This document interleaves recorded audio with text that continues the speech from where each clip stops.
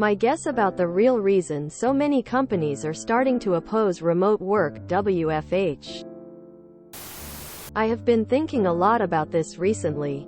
I've seen the surface reasons for why a company would oppose WFH, but I don't really buy that as the entire reason. It's more than just about real estate, face time, or helping the new hires acclimate better.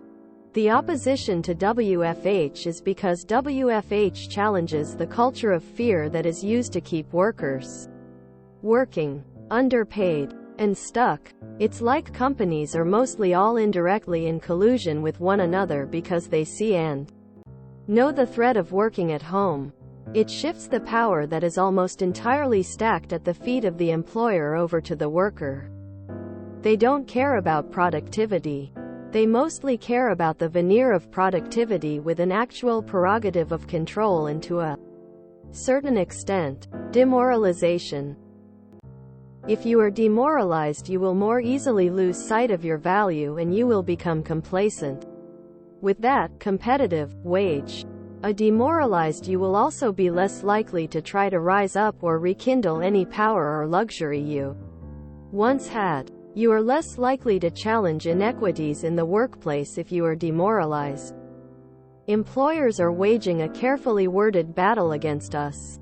The real opposition to WFH, I believe, comes from the same visceral place within employers that oppose unionizing. The West, particularly the United States, is extremely sick in terms of labor and cultural practices that underlay our labor practices and relationships with one another. That too, and corporate real estate is actively losing money if they don't have an office. It also threatens the management positions. You would have less need for managers if staff are working from home, since you'd easily be able to see their productivity. Managers tend to cause problems so they can create a solution to appear relevant. WFH is one of the biggest threats to their high-paying jobs, and they don't like it. I don't think it's one reason. Some may do it for control. Some may do it because seeing everyone in one place gives them visual validation to stoke their ego. Some are probably receiving kickbacks from the city for giving business to local restaurants around business parks. Probably a ton more. WFH increases choice available to workers, which means more bargaining power, which means higher wages. Higher wages for workers equals lower profits for shareholders. This is class war, pure and simple. Real estate issues are secondary. I agree with you. Real estate bubbles are red herrings. This is a way to kill off work-life balance. It's easier to change jobs if all possible WFH or WFH. It also helps with gerrymandering emo. Tax credit from the Gov. Workers shop and eat around the office, using commutes, etc. Gov is worried that there's going to be an impact, so give tax credit to companies if their workers return to office. I mean, commercial real estate is the reason, but I'm not going to disagree with most of your post. My company owns the entire corporate campus. No mortgage. Nothing. It's a sunk cost and they want us there as much as possible. It's real estate. They are hemorrhaging money. They can't break the leases without it costing them millions. There is a concerted effort to get people back on the highways and into the office to justify the exorbitant amount of money they waste on these giant buildings. I have seen a huge shift over the pandemic and after to work from home, and many more moved to a hybrid work week and started prioritizing home life over this office family culture. Some even quit because they saw the positive outcomes from staying home. Employers will always try to control workers with tracking software ECT, but not the real estate. I think it's also a way to lay off workers without having to lay off workers.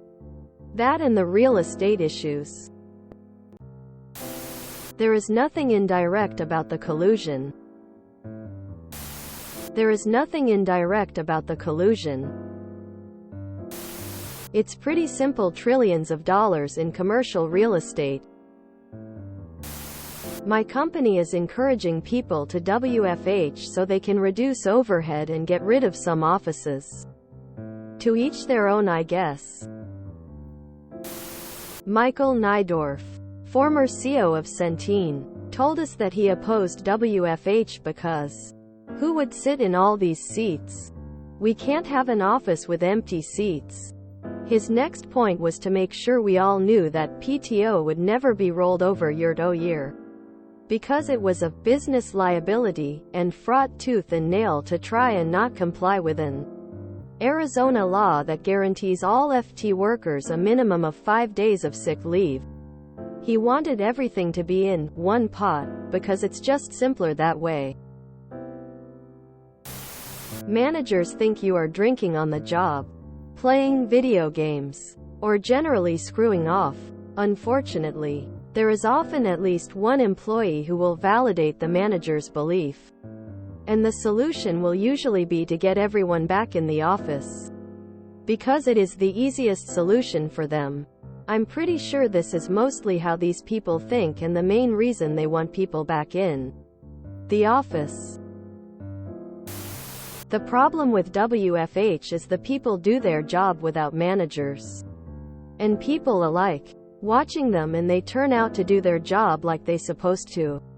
Meaning managers and people alike are unnecessary. They are the ones that want people back for place excuse here. Otherwise they lose their job. Real estate for the bigwigs and individual power from middle management. 3 main reasons. All added together, it's still better to allow WFH. Here they are. 1. Corporate real estate. Greedy jerks. 2. Headaches around redoing lots of corporate policies and figuring out complex new tax stuff. Redoing policies to account from WFH is really painful for businesses. They have to figure out a lot of complex questions like tax laws in various states, salaries based on local cost of living, which is hard to explain that you're being paid less for the same job because of happen to live somewhere less expensive, and managers per hour think it'd just easier to keep the status quo. This always happens when big organizational headaches or the cost to changing standards. Think of your resistance to when a website you're familiar with changes their layout and multiple it by 100. Even if the old layout isn't as good, it's familiar. 3. WFH is much better for individual contributors. It reduces the amount of distracting communication you deal with. It's much harder for managers, producers on many projects. More work gets done, but it's more often the wrong work. Managers often have to work much longer and harder to ensure people are communicating asynchronously. There's less chance of workers overhearing a conversation that makes you realize you misunderstood something early, etc. It's harder to confirm someone was actually listening to you instead of half in a meeting and doing their other work or answering emails during it. All that said, it's still far better to allow WFH because of the quality of life increase for employees and the benefits of being able to hire more people from more places, not having to pay relocation costs, etc. Managers need to figure out how to solve the communication problems. It's their job. Their job is harder now, so they need to step up. If you enjoyed this video, please check out our playlists full of similar content. YepperyYepstein is like doom scrolling for your ears. Please like, share, and subscribe.